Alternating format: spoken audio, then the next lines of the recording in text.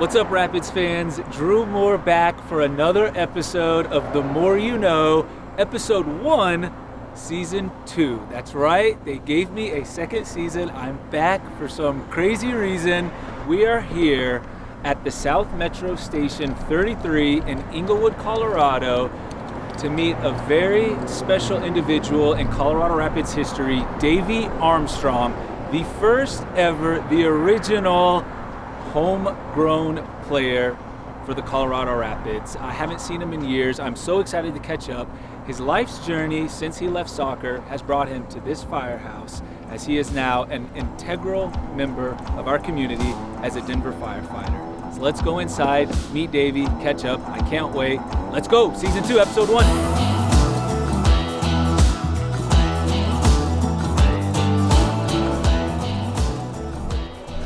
All right, Rapids fans, here he is, Davy Armstrong, the original, the OG Rapids homegrown signing back in, what was it, 2010? 2010. Good season 2010. For the Rapids, 2010. Yeah, 2 months before we won the championship. We won the championship in 2010. You were a part of that.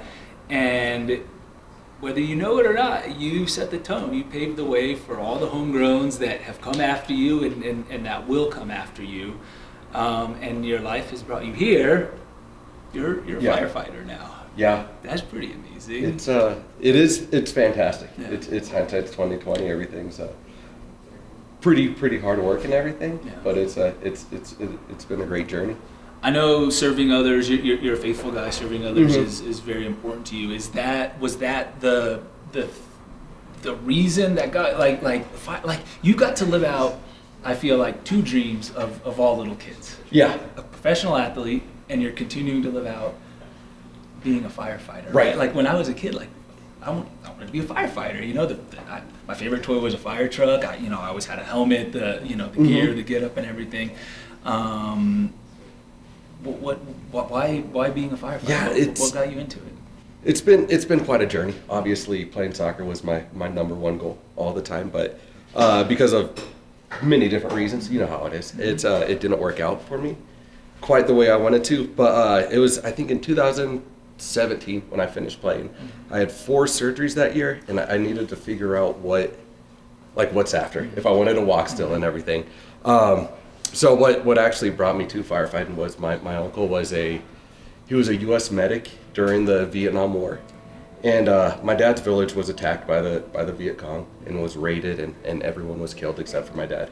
My dad was found unconscious, but because he wasn't affiliated with the Vietnam or with the Viet Cong or anything like that, he was able to get treatment. And because he got treatment from the U.S. Embassy, my uncle was a U.S. medic at the time. And so he eventually adopted my dad into the States because he had no one else. And then that uncle ended as a battalion chief in the fire department. So it's been awesome. It's brought me to be able to serve my public, the people that I'm around, and it's been the best job I've ever had. Honestly, it's very fulfilling. It's awesome. You're surrounded by incredible people. It's just such a great opportunity for me.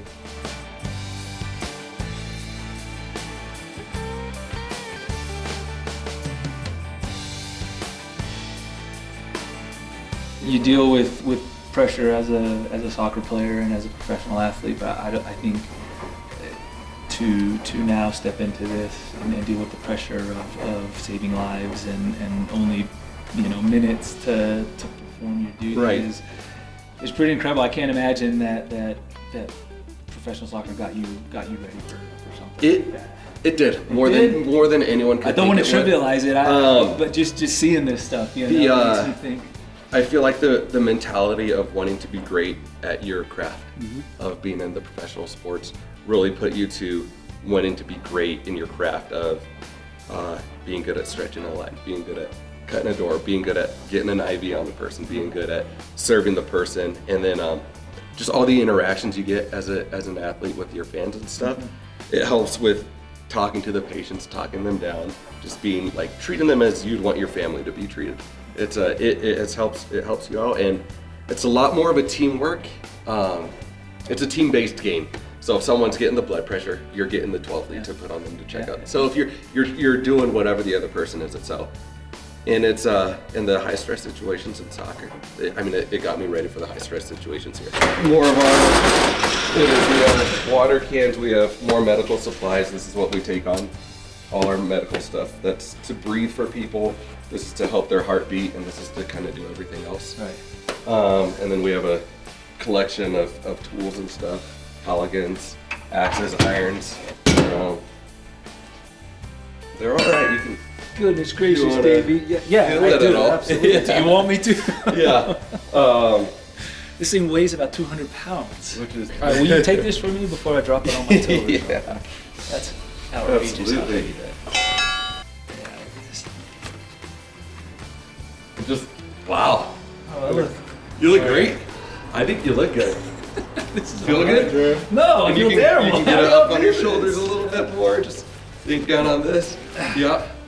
Get it nice and tight. So. Yeah, the tighter it is. Yeah. The less you feel it. I mean, the helmet's like 20 pounds, I feel like, isn't it? It can be, yeah. Feels like it. Yeah. We guys stand together, and we get a shower right now. Yeah. So first homegrown in Colorado Rapids history. What in 2010? What did that mean to you at the time? Yeah, it's a surreal moment. I think about it quite a bit, honestly. It's the goal that you've been trying to achieve your whole life.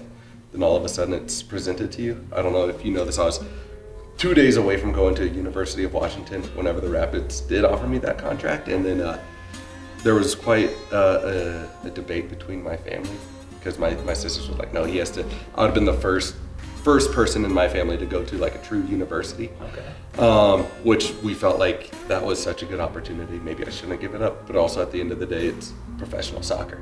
An opportunity to be the first person in Colorado's history to achieve that. So I took that and just like anything, it's never as glamorous as you love it to be. Right. Yeah, that first year we won the championship and everything, but as they say, hindsight's 20/20.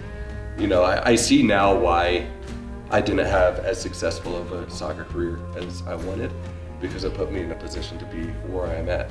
I wouldn't be here at this department. I wouldn't be with this group. I wouldn't have been back with my wife, because we met in high school, but we